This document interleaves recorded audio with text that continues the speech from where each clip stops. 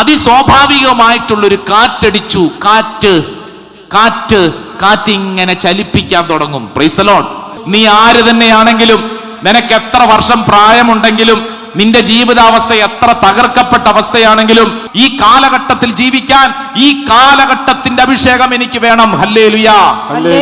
അടുത്തിരിക്കുന്ന ആൾക്കൊന്ന് കൈ കൊടുത്തോണ്ട് പറഞ്ഞ്, ഈ കാലഘട്ടത്തിന്റെ അഭിഷേകം വേണം. നമ്മൾ അതിനെ തകർക്കണം. എന്നിട്ട് ഈ കാലഘട്ടത്തിൽ ജീവിക്കാനുള്ള അഭിഷേകം നമ്മൾ പ്രാപിക്കണം. ഹല്ലേലൂയാ.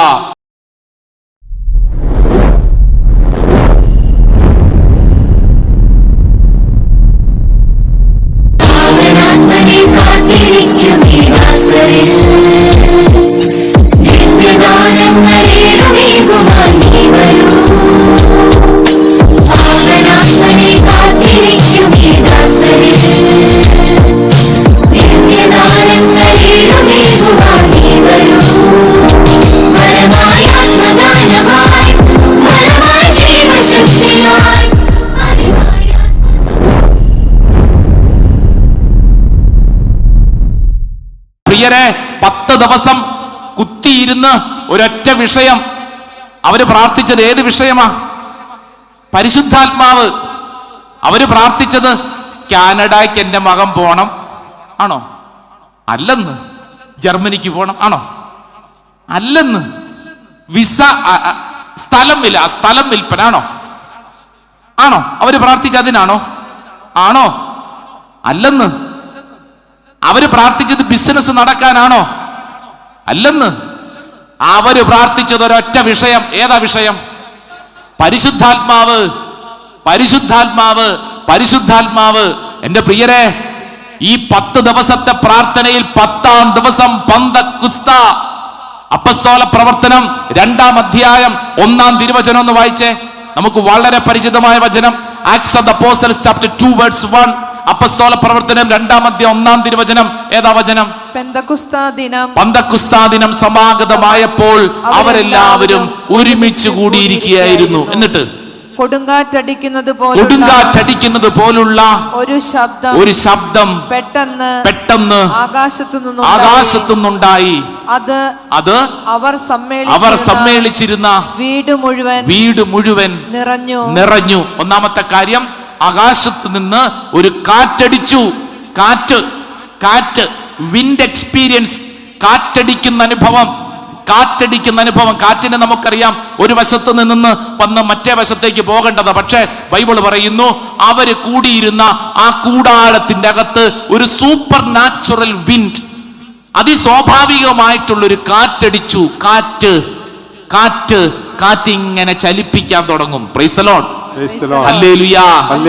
അടുത്ത വചനം വായിച്ചേ. കാറ്റടിച്ചു, അതിനുശേഷം അഗ്നിജ്വാലകൾ പോലുള്ള നാവുകൾ തങ്ങളുടെ ഓരോരുത്തരുടെ മേൽ വന്നു നിൽക്കുന്നതായി അവർ കണ്ടു. രണ്ടാമത്തെ എക്സ്പീരിയൻസ്, ഫയർ എക്സ്പീരിയൻസ്. തീയുടെ അനുഭവം. തീ കത്തുന്ന അഭിഷേകം. തീ ഇങ്ങനെ കത്തിപ്പടരാൻ തുടങ്ങും. തീ കത്താൻ തുടങ്ങി. എന്റെ പ്രിയപ്പെട്ടവരെ, 2 അനുഭവങ്ങൾ അന്ന് ആ ദൈവജനം അനുഭവിച്ചു. എത്ര പേര് അവരൊരുമിച്ച് കൂടിയെന്നാണ് ബൈബിൾ പഠിപ്പിക്കണമെന്നറിയോ? 120 പേര്. എത്ര പേര്? 120. ആരായിരുന്നു അവരുടെ റിട്രീറ്റ് പ്രീച്ചർ? ആരാ ധ്യാനം നടത്തിയത്? പറ. പരിശുദ്ധ അമ്മ 10 ദിവസം 120 പേരെ ഇരുത്തിക്കൊണ്ടൊരു ധ്യാനം നടത്തി. എന്തായിരുന്നു അവരുടെ ടോപ്പിക്ക്? വിഷയം എന്തായിരുന്നു? പരിശുദ്ധാത്മാവ്. 10ാം ദിവസത്തിൽ ഇവരുടെ മേൽ അതിശക്തമായ 2 അനുഭവം. ഒന്ന് തീ കത്തുന്ന അഭിഷേകം, 2 കാറ്റടിക്കുന്ന അഭിഷേകം. 4-ാമത്തെ വചനം ഒന്ന് വായിച്ചേ. 2-ാം അധ്യായം 4-ാം തിരുവചനം. Acts of the Apostles chapter 2 verse 4. 2-ാം അധ്യായം 4-ാം വചനം വായിച്ചേ. അവരെല്ലാവരും പരിശുദ്ധാത്മാവിനാൽ നിറഞ്ഞു. അത്രയുള്ളോ? അവരെല്ലാവരും പരിശുദ്ധാത്മാവിനാൽ നിറഞ്ഞു. ആത്മാവ് കൊടുത്ത ഭാഷണ വരമനുസരിച്ച് വിവിധ ഭാഷകളിൽ അവർ സംസാരിക്കാൻ തുടങ്ങി. Praise the Lord. ഹല്ലേലൂയാ. പരിശുദ്ധാത്മാവ് കൊടുത്ത ഭാഷണ വരമനുസരിച്ച് അവർ വിവിധ ഭാഷകളിൽ സംസാരിക്കാൻ തുടങ്ങി. എന്ന് പറഞ്ഞാൽ പരിശുദ്ധാത്മാവ് ആദ്യം അവരുടെ നാവിന്റെ നിയന്ത്രണം ഏറ്റെടുത്തു. ശ്രദ്ധിക്കണേ. പരിശുദ്ധാത്മാവ് ആദ്യം ആരുടെ? ആ 120ഓളം പേരുടെ നാവിന്റെ നിയന്ത്രണം ഏറ്റെടുത്തു. Price the Lord. എന്ന് പറഞ്ഞാൽ എന്തു മനസ്സിലായി? പരിശുദ്ധാത്മാവ് ഒരു വ്യക്തിയിൽ നിറയുമ്പോൾ ആ വ്യക്തിയുടെ സംഭാഷണത്തെ പരിശുദ്ധാത്മാവ് ഇങ്ങനെ ചേർത്ത് പിടിക്കും. Price the Lord. Hallelujah, hallelujah. അതുകൊണ്ടാണ് ഭാഷാവരത്തെ പഠിപ്പിക്കുമ്പോൾ പറയുന്നൊരു പ്രധാനപ്പെട്ട കാര്യം, അനേക വരദാനങ്ങളുടെ ഒരു വാതിലാണ്, ഡോറാണ് ഭാഷാവരം എന്ന് പറയും. എന്ന് പറഞ്ഞു കഴിഞ്ഞാൽ നാവിന്റെ നിയന്ത്രണം പരിശുദ്ധാത്മാവ് ഏറ്റെടുക്കുന്ന ഒരു ശുശ്രൂഷയാണ്. പലതരം ഉയർത്തുവച്ചത്തിൽ പറഞ്ഞ ഹല്ലേലൂയാ, ഹല്ലേലൂയാ. ഇങ്ങോട്ട് ശ്രദ്ധിച്ചേ എന്റെ പ്രിയരെ, ഈ 120ഓളം പേര് അന്ന് സ്വീകരിച്ച പരിശുദ്ധാത്മാവിന്റെ തീ, പരിശുദ്ധാത്മാവിന്റെ കാറ്റ് അന്ന് മുതല് ആദിമ ക്രൈസ്തവ ജീവിതത്തിന്റെ താളം അടിമുടി മാറി.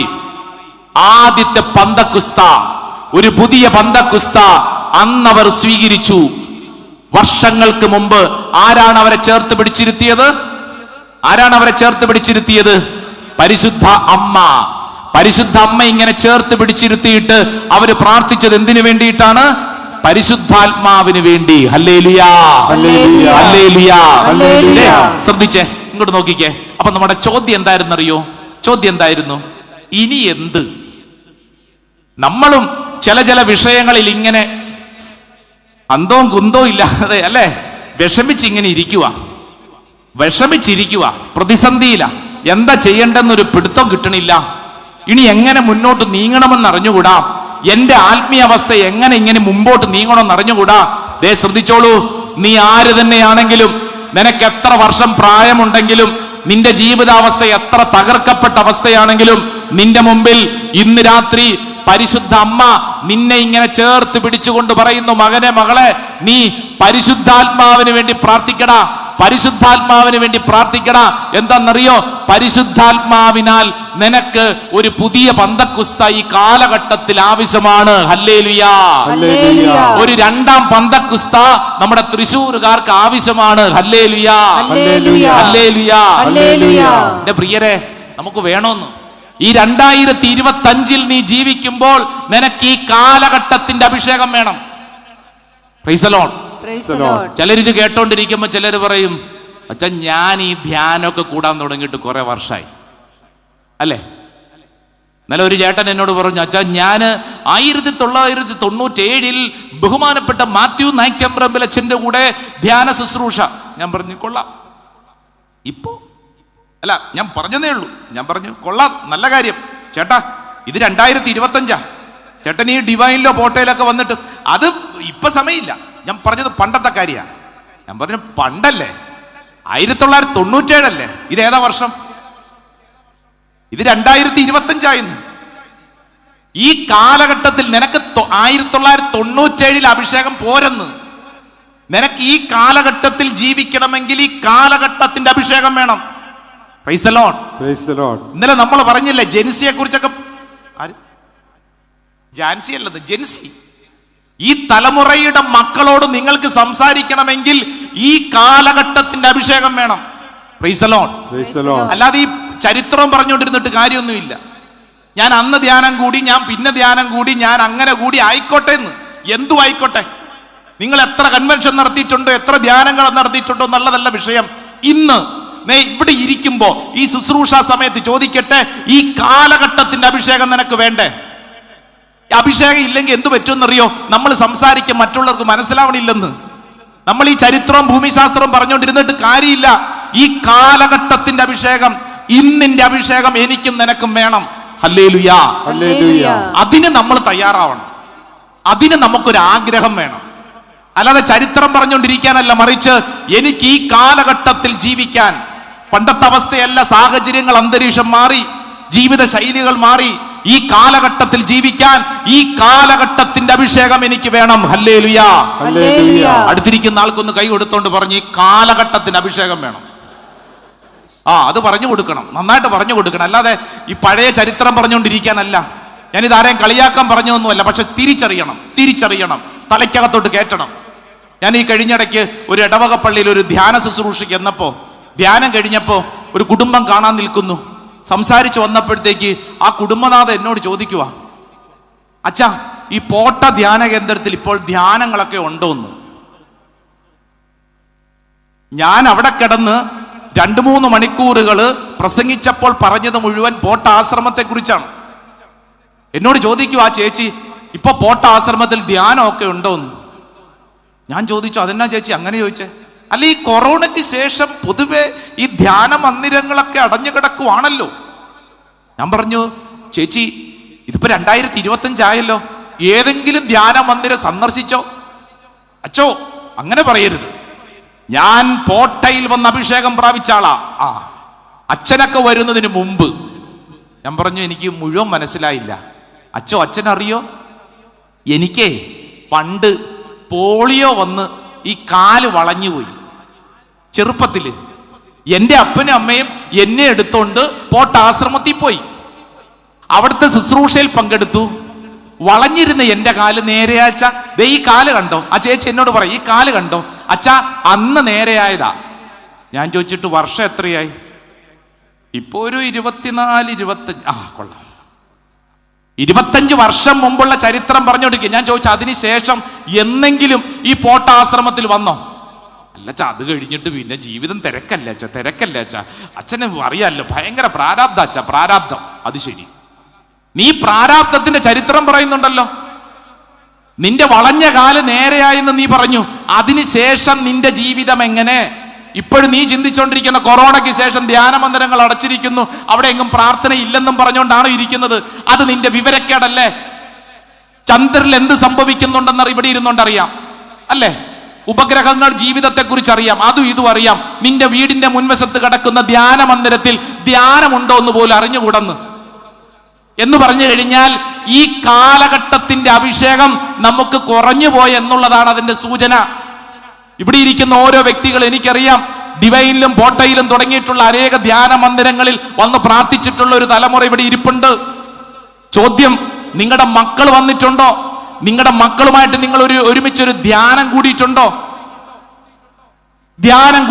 ഒരുമിച്ച് നിങ്ങൾ കുടുംബമായിട്ട് പോട്ടയിലും ഡിവൈനിലും എവിടെയെങ്കിലും കുടുംബം ഒരുമിച്ച് ധ്യാനം കൂടിയിട്ടുള്ള കുടുംബങ്ങൾ മാത്രം ഒന്ന് കൈപൊക്കിക്കേ. കുടുംബം ഒരുമിച്ച്, ശ്രദ്ധിക്ക്, കുടുംബം ഒരുമിച്ച് ധ്യാനം കൂടിയിട്ടുള്ളവർ. കളിയാക്കാനൊന്നുമല്ല, അറിയാൻ വേണ്ടിയിട്ടാ. കൊള്ളാം, കൈതാത്തിക്കോ.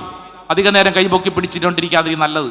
കാരണം ഭൂരിഭാഗം പേരും കുടുംബങ്ങൾ ഒരുമിച്ച് ധ്യാനം കൂടിയിട്ടില്ല. അപ്പൊ നിങ്ങൾ പറയും, അച്ചോ സമയക്രമീകരണം, അച്ഛാ ഞങ്ങൾ ഇതെല്ലാം കൂടെ ഒന്ന് ഒരുമിച്ച് കിട്ടത്തില്ല അച്ഛാ. പറയാൻ ഇഷ്ടം പോലെ എക്സ്ക്യൂസ് ഉണ്ടെന്ന്. വേറെ എല്ലാ കാര്യത്തിനും സമയമുണ്ട്. ധ്യാനം, പ്രാർത്ഥന എന്ന് പറയുമ്പോൾ അതിനുവേണ്ടി ഒരു 2 ദിവസം മാറ്റിവെക്കാൻ സമയമില്ലെന്ന്. പണ്ടത്തെ പോലെ ശുശ്രൂഷയ്ക്ക് ഞായറാഴ്ച മുതൽ വെള്ളിയാഴ്ച വരെ സമയമില്ലാത്തത് കൊണ്ട് പല ധ്യാന മന്ദിരങ്ങളിലും വെള്ളിയാഴ്ച തുടങ്ങി ശനി ഞായർ കുഞ്ഞു ധ്യാനം നടത്തുന്നുണ്ട്. എവിടെയെങ്കിലും പോയിട്ട് 2 ദിവസം. എൻ്റെ പ്രിയരെ, തൃശ്ശൂരുകാരെ, ഒരു നന്മ പ്രവർത്തി ചെയ്യണേ. 2025 തീരുന്നതിന് മുമ്പ് ഏതെങ്കിലും ധ്യാന മന്ദിരത്തിൽ ഒന്ന് പോയി ഇരിക്കണം, 2 ദിവസത്തേക്കെങ്കിലും. നിങ്ങൾ മാറി നിൽക്കൂ. എന്തൊരു സമാധാനം എന്നറിയോ? ആർക്ക്? നിങ്ങളുടെ വീട്ടിൽ നിങ്ങൾ പോകുമ്പോൾ വീട്ടിൽ എന്തൊരു സമാധാനം എന്നറിയോ? ഒന്ന് മാറി നിൽക്കണം, വീട്ടിൽ നിന്നൊക്കെ ഒന്ന് മാറി നിൽക്കണം. ചിലരുടെ ചിന്ത, അച്ഛാ വീട്ടിൽ നിന്ന് ഞാൻ മാറി നിന്നാൽ വീടിന്റെ താളം തെറ്റിപ്പോവും. തെറ്റട്ടെ, എന്ത് തെറ്റാനാ? ചിലരുടെ ചിന്ത അങ്ങനെ തലയ്ക്കകത്ത് കയറിയിരിക്കും, ഞാനിപ്പോ വീട്ടിലില്ലെങ്കിൽ വീട്ടിലുള്ള മൊത്തം കാര്യങ്ങൾ തെറ്റിപ്പോവും. വെറുതെ, ഇതൊക്കെ നമ്മുടെ തലയ്ക്കകത്തുള്ള പൊട്ടത്തരം. നമ്മളില്ലെങ്കിലും കാര്യങ്ങളൊക്കെ നടക്കുമെന്ന്. അതേന്ന് നമ്മളിത് ജീവിതാവസാനം വരെ എന്ന് പറഞ്ഞു കഴിഞ്ഞാൽ ഈ ലോകാവസാനം വരെ അങ്ങും വീട്ടിൽ തന്നെ ഇരിപ്പൊന്നും അല്ലല്ലോ. നമ്മളെല്ലാവരും മരിക്കും. അപ്പൊ അതുകൊണ്ട് എൻ്റെ പ്രിയപ്പെട്ട സഹോദരങ്ങളെ, 2025 ഏതെങ്കിലും ഒരു ധ്യാന മന്ദിരത്തിൽ പോയി ഒരു ധ്യാനം ഒന്ന് മാറി, വീട്ടിൽ നിന്ന് മാറി നിൽക്കണം. ഒന്ന് ശ്രമിക്കൂ. ഈ കാലഘട്ടത്തിന്റെ അഭിഷേകത്തെ കുറിച്ചാണ് പറയണത്. ജീവിതത്തിന്റെ അടിസ്ഥാന ശൈലികൾക്കൊരു മാറ്റം വരുത്തണം. അല്ലാതെ ഞാൻ ഇങ്ങനെ പ്രാർത്ഥിക്കുന്നു, പണ്ട് മുതൽ എൻ്റെ ഒരു പ്രാർത്ഥനാ ഗ്രൂപ്പുണ്ട്, ഞാൻ ഇങ്ങനെയാണ് അതും പറഞ്ഞിരുന്ന പോലെ നമ്മൾ അതിനെ ബ്രേക്ക് ചെയ്യണം, നമ്മൾ അതിനെ തകർക്കണം. എന്നിട്ട് ഈ കാലഘട്ടത്തിൽ ജീവിക്കാനുള്ള അഭിഷേകം നമ്മൾ പ്രാപിക്കണം. ഹല്ലേലൂയാ, ഹല്ലേലൂയാ. എല്ലാവരും ഒന്ന് ചാടി എഴുന്നേറ്റ് നിന്നെ. ദൈവത്തിന് മുമ്പിൽ നമ്മൾ നന്നായിട്ട് പ്രാർത്ഥിക്കാൻ പോകും. എന്തിനെന്നറിയോ? ഈ കാലഘട്ടത്തിന്റെ അഭിഷേകം വേണം. Praise the Lord. ചുറ്റുവട്ടം നിൽക്കുന്ന ഒരു 4-5 പേർക്കെങ്കിലും ഒന്ന് കൈ കൊടുത്തോണ്ട് പറഞ്ഞ്, ഈ കാലഘട്ടത്തിന്റെ അഭിഷേകം വേണം. പറഞ്ഞു കൊടുത്തേ. ഈ കാലഘട്ടത്തിന്റെ അഭിഷേകം വേണം. Praise the Lord. Hallelujah, hallelujah. ഇത് പ്രധാനപ്പെട്ടതാണ്. ഈ കാലഘട്ടത്തിന്റെ പരിശുദ്ധാത്മാവിന്റെ അഭിഷേകം. നമ്മൾ ഇന്നലകളിൽ ഏതെല്ലാം തരത്തിൽ അഭിഷേകം പ്രാപിച്ചിട്ടുണ്ടോ അതെല്ലാം ജ്വലിപ്പിക്കപ്പെടുന്ന ഇരട്ടി അഭിഷേകത്തിന്റെ വലിയൊരു കൃപ ഇന്ന് ഈ കൂടാരത്തിൽ സംഭവിക്കപ്പെടാൻ നമ്മൾ പ്രാർത്ഥിക്കുകയാണ്. നമ്മുടെ വീട്ടിൽ വേണ്ടത് ഈ 2025 ജീവിക്കാനുള്ള ഈ കാലഘട്ടത്തിന്റെ അഭിഷേകം. നമ്മുടെ ജോലി സ്ഥലത്ത്, നമ്മുടെ പഠന മേഖലകളിൽ, നമ്മുടെ ബന്ധങ്ങളിൽ ഈ കാലഘട്ടത്തിന്റെ അഭിഷേകം. 2 കരങ്ങൾ സ്വർഗത്തിലേക്ക് ഉയർത്തിപ്പിടിച്ച് കണ്ണുകൾ അടച്ചോളൂ. അപ്പസ്തോല പ്രവർത്തനം 10-ാം അധ്യായം 44-ാം തിരുവചനം പഠിപ്പിക്കുന്നു, പത്രോസ് ഇത് പറഞ്ഞുകൊണ്ടിരിക്കുമ്പോൾ തന്നെ കേട്ടുകൊണ്ടിരുന്ന എല്ലാവരുടെ മേലും പരിശുദ്ധാത്മാവ് വന്നു. ഇത് പറഞ്ഞുകൊണ്ടിരിക്കുമ്പോൾ തന്നെ, ഈ വചനം കേട്ടുകൊണ്ടിരിക്കുമ്പോൾ തന്നെ തളർന്ന ഓരോരുത്തരുടെ മേലും, ക്ഷീണിച്ച ഓരോരുത്തരുടെ മേലും, മങ്ങിപ്പോയ ജീവിതത്തിൽ വരണ്ട അനുഭവങ്ങളുള്ള ഓരോരുത്തരുടെ മേലും പരിശുദ്ധാത്മാവിന്റെ അഭിഷേകം. 2 കരങ്ങൾ സ്വർഗത്തിലേക്ക് നന്നായിട്ട് ഉയർത്തിപ്പിടിച്ചോളൂ. അപ്പസ്തോല പ്രവർത്തനം 10-ാം അധ്യായം 46-ാം തിരുവചനം, അവർ അന്യഭാഷകളിൽ സംസാരിക്കുന്നതും ദൈവത്തെ സ്തുതിക്കുന്നതും അവർ കേട്ടു. എവിടെ വചന ശുശ്രൂഷയുണ്ടോ, എവിടെ ദൈവവചന ശുശ്രൂഷയുണ്ടോ അവിടെ അത്ഭുതകരമായ സ്തുതിപ്പും പ്രാർത്ഥനയും അന്യഭാഷകളിലൊക്കെ സംസാരിക്കും. 2 കരങ്ങൾ ഉയർത്തിപ്പിടിച്ച് കണ്ണുകളടച്ച് പ്രാർത്ഥിക്കണം. അപ്പസ്തോല പ്രവർത്തനം 11-ാം അധ്യായം 15-ാം തിരുവചനം, ഞാൻ അവരോട് പ്രസംഗിക്കാൻ തുടങ്ങിയപ്പോൾ മുമ്പ് നമ്മുടെ മേൽ എന്നതുപോലെ തന്നെ അവരുടെ മേലും പരിശുദ്ധാത്മാവ് വന്നു. പരിശുദ്ധാത്മാവ് വന്നു. എന്റെ പ്രിയരെ, 2 കരങ്ങളും നിനക്ക് എത്രത്തോളം ഉയർത്തിപ്പിടിക്കാമോ അത്രത്തോളം ഉയർത്തിപ്പിടിച്ചോണം. ഈ നിമിഷം നിന്റെ ശരീരം നീ പരിശുദ്ധാത്മാവിന് കൊടുക്കണം. ശരീരത്തിൽ ദൈവത്തെ ആരാധിക്കുന്ന സമയമാണ്. ഈ ശരീരത്തിൽ പരിശുദ്ധാത്മാവിനെ ആരാധിക്കുന്ന സമയമാണ്. 2 കരങ്ങൾ ഉയർത്തിപ്പിടിച്ച് ആദ്യ പെന്തക്കോസ്തായിൽ പരിശുദ്ധ അമ്മ പതറിപ്പോയ ശിഷ്യന്മാരെ ചേർത്ത് പിടിച്ചതുപോലെ നിന്റെ ജീവിതത്തെയും ചേർത്ത് പിടിക്കുന്നു. നീ ആര് തന്നെയാണെങ്കിലും, നിന്റെ ജീവിതത്തിൽ എത്ര തളർച്ചയും തകർച്ചയും വന്ന് സംഭവിച്ച വ്യക്തിയാണെങ്കിലും, ഇതാ നിന്നെ പരിശുദ്ധ അമ്മ ഇങ്ങനെ ചേർത്ത് പിടിച്ച് പരിശുദ്ധാത്മാവേ എന്ന് വിളിച്ച് പ്രാർത്ഥിക്കാൻ ബലപ്പെടുത്തുന്നു. കരങ്ങൾ ഉയർത്തിപ്പിടിച്ച് ഒരൊറ്റ വിളി, പരിശുദ്ധാത്മാവേ, പരിശുദ്ധാത്മാവേ, പരിശുദ്ധാത്മാവേ. വേറെ ഒന്നിനും വേണ്ടിയല്ല, പരിശുദ്ധാത്മാവിന് വേണ്ടിയുള്ള പ്രാർത്ഥന. സ്വരമുയർത്തി, നാവ് തുറന്ന്, ഹൃദയം തുറന്ന് പരിശുദ്ധാത്മാവേ എന്ന് വിളിക്കട്ടെ, വിളിക്കട്ടെ, വിളിക്കട്ടെ. പരിശുദ്ധാത്മാവേ, ഒരു അഭിഷേകം, തീ കത്തുന്ന അഭിഷേകം, കൊടുങ്കാറ്റടിക്കുന്ന അഭിഷേകം ഈ മണ്ണിൽ സംഭവിക്കപ്പെടട്ടെ. വിളിക്കുന്ന പരിശുദ്ധാത്മാവേ. കരങ്ങൾ കൂപ്പി പരിശുദ്ധ അൽത്താരയിലുള്ള ഈശോയെ നോക്കി പ്രാർത്ഥിക്കുക. നിയമാവർത്തന പുസ്തകം 27-ാം അധ്യായം 17-ാം തിരുവചനം പഠിപ്പിക്കുന്നു, അയൽക്കാരന്റെ അതിർത്തിക്കല്ല് മാറ്റുന്നവൻ ശപിക്കപ്പെട്ടവനാകട്ടെ. ഒരു ശാപത്തെക്കുറിച്ച് ഓർമ്മപ്പെടുത്തുമ്പോൾ വിശുദ്ധ ഗ്രന്ഥം നമ്മളോട് പറയുന്നത്, നമ്മുടെ ജീവിതത്തിൽ ചില കാര്യങ്ങൾ നമ്മൾ ശ്രദ്ധിക്കണമെന്നാണ്. നമ്മൾ എങ്ങനെയാണ് അയൽവാസികളോട് പെരുമാറുന്നത്? നീ അവരെ ഏതെങ്കിലും തരത്തിൽ ദ്രോഹിക്കുന്നുണ്ടോ, ശല്യപ്പെടുത്തുന്നുണ്ടോ, നശിപ്പിക്കുന്നുണ്ടോ? മത്തായിയുടെ സുവിശേഷം 22-ാം അധ്യായം 39-ാം തിരുവചനത്തിൽ വിശുദ്ധ ഗ്രന്ഥത്തിലെ സുപ്രധാനമായ കൽപ്പനകളിൽ 2ാമത്തെ കൽപ്പനയായി ഇത് അവതരിപ്പിച്ചിരിക്കുന്നത്, നിന്നെ പോലെ നിന്റെ അയൽക്കാരനെയും സ്നേഹിക്കുക. കണ്ണുകളടയ്ക്കാം. 2 കരങ്ങളും നെഞ്ചോട് ചേർത്ത് ഓരോ വ്യക്തിയും സ്വയം ചിന്തിക്കുക. എങ്ങനെയാണ് ഞാൻ എൻ്റെ അയൽവാസിയോട് പെരുമാറുന്നത്?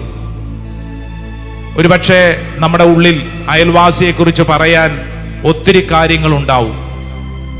ഇന്ന കാര്യങ്ങൾ ഈ വ്യക്തി എനിക്കെതിരെ ചെയ്തു, ഈ അയൽവാസി എനിക്കെതിരെ ഇല്ലാ കഥകൾ പറഞ്ഞുണ്ടാക്കി, എൻ്റെ അനുഗ്രഹത്തെ ഈ അയൽവാസി തടഞ്ഞു വെച്ചു, എൻ്റെ കുടുംബത്തിൻ്റെ മേൽ ദ്രോഹം വിതച്ചു, എൻ്റെ കുടുംബത്തിലെ പല കാര്യങ്ങളും തടഞ്ഞു വെച്ചു, എൻ്റെ കുടുംബത്തിൽ കടന്നു വന്നൊരു വിവാഹാലോചന തടഞ്ഞു വെച്ചു, എൻ്റെ കുടുംബത്തിൻ്റെ പല പല കാര്യങ്ങളിലും അയൽവാസി ദ്രോഹമുണ്ടാക്കി. ഒരുപക്ഷെ നിന്റെ വീട്ടിലേക്കുള്ള വഴി ചിലപ്പോൾ അയൽവാസി തടഞ്ഞു വെച്ചിട്ടുണ്ടാവും. അങ്ങനെ തുടങ്ങി പല പല കാര്യങ്ങളും.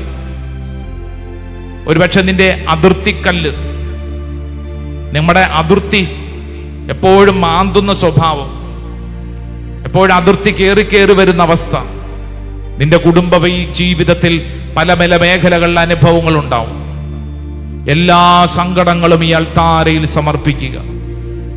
നിങ്ങളുടെ അയൽവാസി നിങ്ങൾക്കെതിരെ ചെയ്തുവെന്ന് നിങ്ങൾ വിചാരിക്കുന്ന ഓരോരോ കാര്യങ്ങളും, നിങ്ങൾക്കെതിരെ മന്ത്രവാദം കൂടോത്രം ചെയ്തെന്ന് ചിന്തിക്കുന്ന ആരെങ്കിലും ഉണ്ടോ? അത് സമർപ്പിക്കൂ.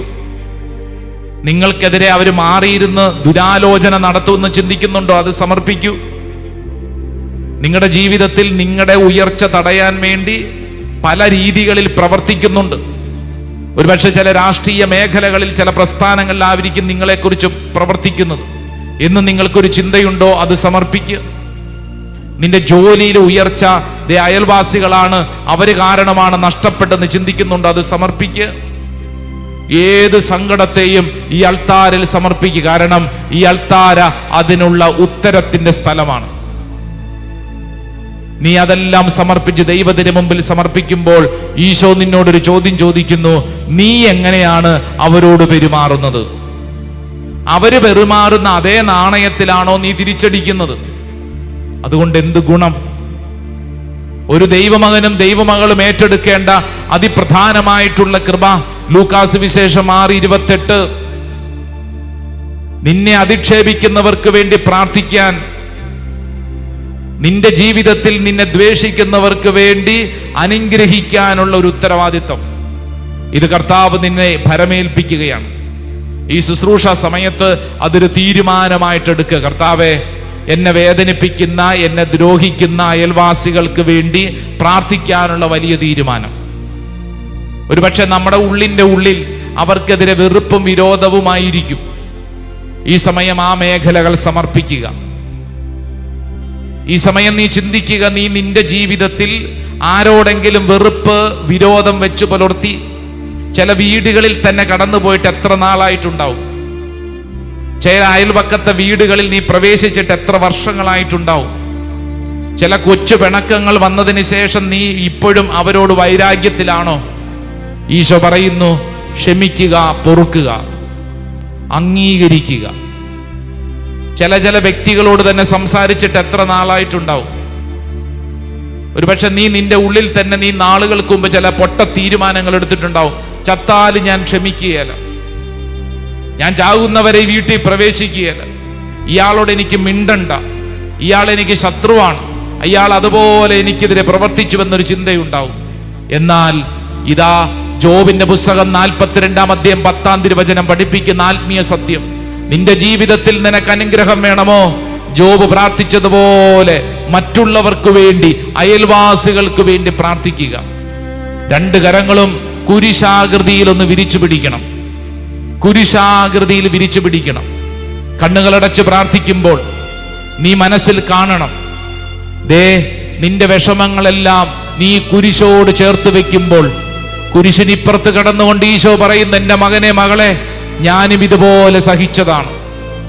എന്നെക്കുറിച്ചില്ലാ കഥകൾ പറഞ്ഞവരെ, എന്നെ വിഷമിപ്പിച്ചവരെ, എന്നെ അവസാനം ദേ കുരിശിൽ കയറ്റിയവർക്ക് വേണ്ടി ഞാൻ പ്രാർത്ഥിച്ചതാണ്. പിതാവേ, ഇവർ ചെയ്യുന്നതറിയുന്നില്ല, ഇവരോട് ക്ഷമിക്കണമേ.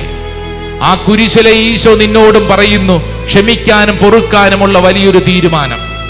എത്രമേൽ നിന്നെ കോടതി കേസിൽ അടക്കപ്പെടുത്തിയിട്ടുണ്ടെങ്കിലും, നിന്റെ കുടുംബത്തിൽ പോലീസ് കയറി നിന്നെ നാണം കെടുത്തിയിട്ടുണ്ടെങ്കിലും, നിന്നെക്കുറിച്ച് സോഷ്യൽ മീഡിയയിൽ അപവാദങ്ങൾ പറഞ്ഞിട്ടുണ്ടെങ്കിലും, നിന്റെ മക്കളെക്കുറിച്ചും നിന്റെ തലമുറകളെക്കുറിച്ച് ഇല്ലാ കഥകൾ പറഞ്ഞിട്ടുണ്ടെങ്കിലും, രണ്ട് കരങ്ങളും ഇങ്ങനെ കുരിശാകൃതിയിൽ വിരിച്ചു പിടിച്ച് കണ്ണുകളടച്ച് പ്രാർത്ഥിക്കുമ്പോൾ, കർത്താവേ, ഈ കുരിശിൽ നിന്നുകൊണ്ട് ഞാനൊരു തീരുമാനമെടുക്കുന്നു, ക്ഷമിക്കാനുള്ള തീരുമാനം.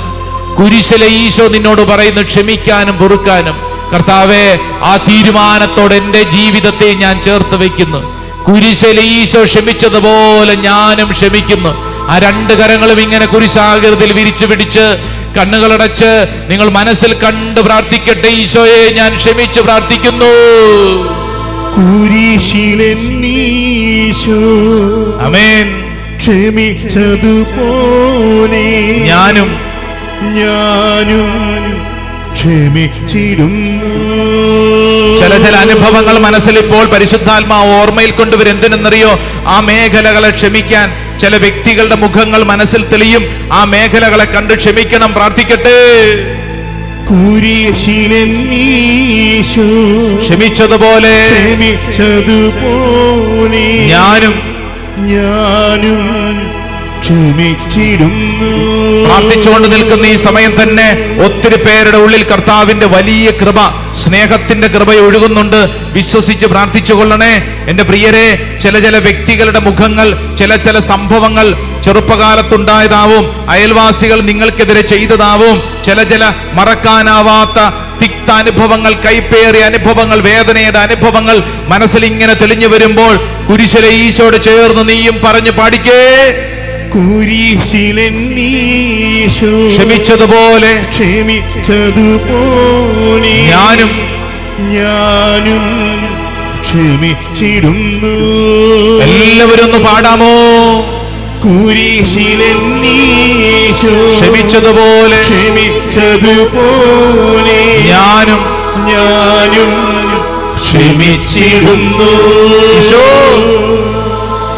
അവരോട് ഓർക്കേണമേ ദൈവമേ, അവരറിയാതെ ചെയ്തതാണ്, ചെയ്തതെല്ലാം അവരോട് പൊറുക്കണമേ, അവരോട് പൊറുക്കേണമേ കർത്താവേ. അവരറിയാതെ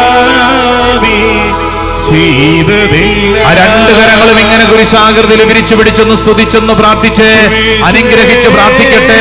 ഓ കർത്താവേ, ഈ ശുശ്രൂഷ സമയത്ത് ഞങ്ങളുടെ അയൽവാസികളെ അനുഗ്രഹിച്ച് പ്രാർത്ഥിക്കുന്നു, ഞങ്ങളുടെ അയൽവാസികളെ അനുഗ്രഹിച്ച് പ്രാർത്ഥിക്കുന്നു. ഇന്നോളമുള്ള ഞങ്ങളുടെ സങ്കടങ്ങൾ സമർപ്പിച്ച് അനുഗ്രഹിച്ച് പ്രാർത്ഥിക്കുന്നു. ഞങ്ങളെ കുറിച്ച് ഇല്ലാകഥകൾ പറഞ്ഞ അനുഭവങ്ങൾ, ഞങ്ങളെ ദ്രോഹിച്ച അനുഭവങ്ങൾ, ഞങ്ങളെ ഉറക്കം കെടുത്തിയ അനുഭവങ്ങൾ, ഞങ്ങളുടെ ജീവിതത്തിൽ ഞങ്ങൾക്ക് നഷ്ടം വരുത്തിയ അനുഭവങ്ങൾ, ഞങ്ങളുടെ സമ്പത്തിൽ നഷ്ടം വരുത്തിയ അനുഭവങ്ങൾ, ഞങ്ങളുടെ മണ്ണെടുത്തോണ്ട് പോയ അനുഭവങ്ങൾ, ഞങ്ങളെ കുറിച്ചുള്ള ഇല്ലാകഥകൾ എന്റെ കർത്താവേ ആ മേഖലകളെ സമർപ്പിച്ച് അനുഗ്രഹിച്ച് പ്രാർത്ഥിക്കുന്നു. കർത്താവേ, ഇതാ ഞങ്ങൾക്കുണ്ടായ എല്ലാ നഷ്ടങ്ങളും, ഞങ്ങൾക്കുണ്ടായ എല്ലാ കോട്ടങ്ങളും, ഞങ്ങൾക്കുണ്ടായ എല്ലാ വീഴ്ചകളും ആ കുരിശോട് ചേർത്ത് വെച്ച് പ്രാർത്ഥിക്കുന്നു. Hallelujah, hallelujah, hallelujah. യേശുവേ ആരാധന, ആരാധന, ആരാധന, ആരാധന, യേശുവേ ആരാധന.